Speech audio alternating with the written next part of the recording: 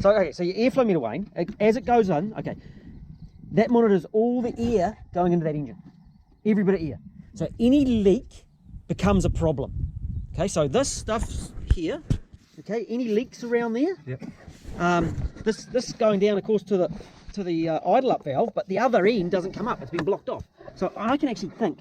I can see the bottom of that idle up valve down underneath that oily power steer pump is actually broken off.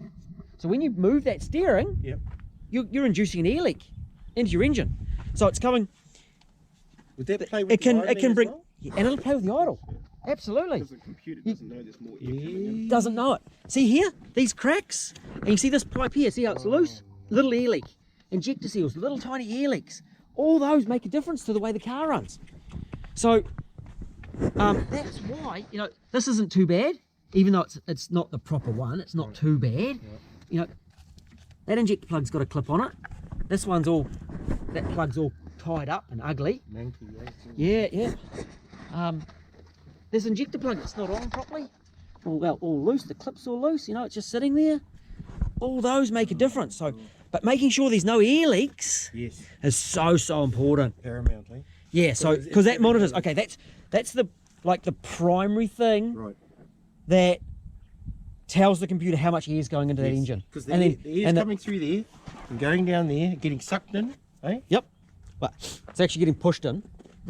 Pushed in by the atmosphere. Yeah, okay, so out here we've got 14.7 psi, and it's the air is getting pushed into there, and then the engine creates a low pressure, and the air is pushed into that engine. It's not sucked, but you know the term suck is actually pushed from the atmosphere if we look at it from that, and it needs, this airflow meter wants to monitor all of that air going in to put the correct amount of fuel in.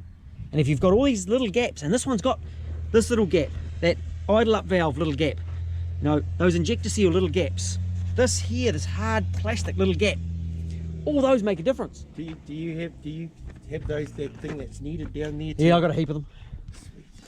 Because we normally take them off when we do a conversion job. We take them off.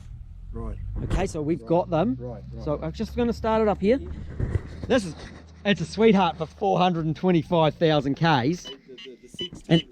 And I thought it was going to be a 20 series just when you said, because you said you slop it across into third. Yes. They're a different shifter in the 10s.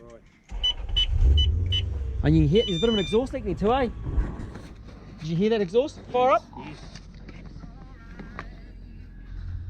So if I read it, say if I turned up here, it would flutter while it's idling. Now that it's set for this time, it's probably pushing those cap screws, but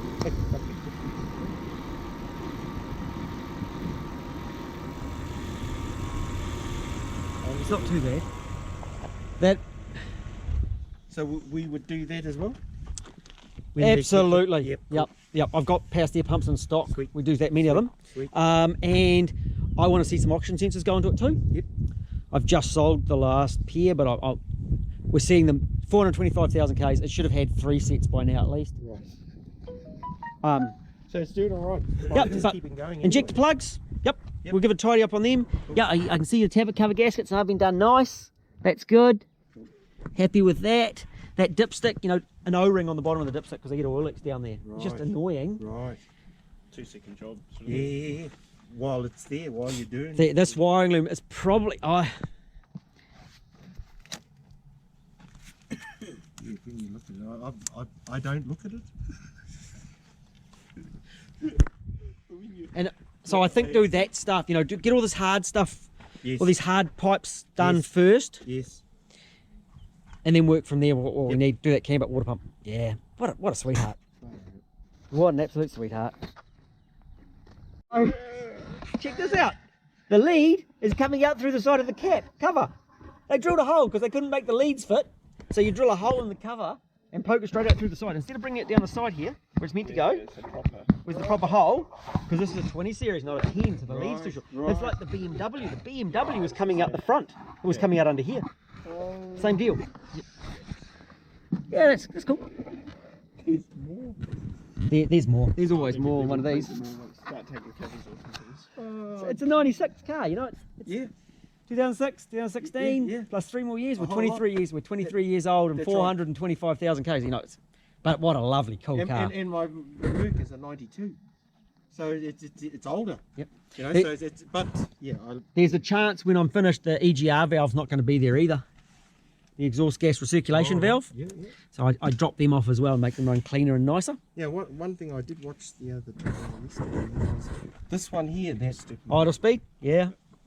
does that like, do you replace those or throw those away? And I changed the bearings in them. I saw you do that. So I put some new Big bearings one in. and a small one, eh? Yeah, well those ones are really, really tiny. So Right. this is the one. People say that this can't be rebuilt, but there's roll pins and you get them with the drill, and I whipped the drill out. So I did a video on that, how to do that. right. And you pop them apart, put a new set. And actually, we probably get rid of the silicon on plug. You know that which actually I don't think there is a plug. It's just silicon. You know, that is a bit dodgy. Yeah, yeah. So we get rid of that as well for you. I'm glad you